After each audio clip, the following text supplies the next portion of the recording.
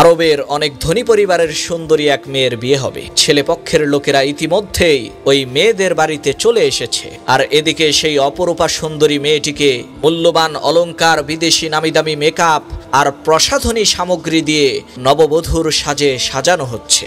এমন সময় মাগরিবের আজান হয়ে গেল। তখন সেই মেয়েটি তার মাকে বলল, মা, আমি আগে ওযু করে নামাজ পড়ে নেই, এরপরে না হয় মেহমানদের সামনে যাব। মেয়েটির এই কথা শুনে তার মা আশ্চর্য হয়ে বলল, কি সব জাতা বলো? মেহমানরা তোমাকে দেখার জন্য নিচে অপেক্ষা করছে, আর তুমি বলছো ওযু করে নামাজ পড়বে?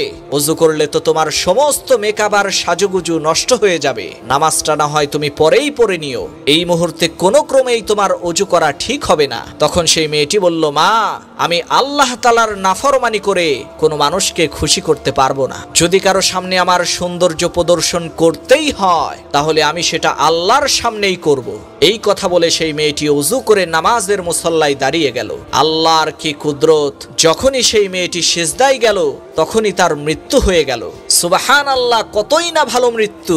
প্রিয় বন্ধুগণ, আপনি যদি ওই মেয়েটার জায়গায় থাকতেন, তাহলে আপনি কি করতেন? মেহমানদেরকে খুশি করার জন্য তাদের সামনে যেতেন, নাকি মহান রবকে খুশি করার জন্য ওযু করে নামাজ পড়তেন?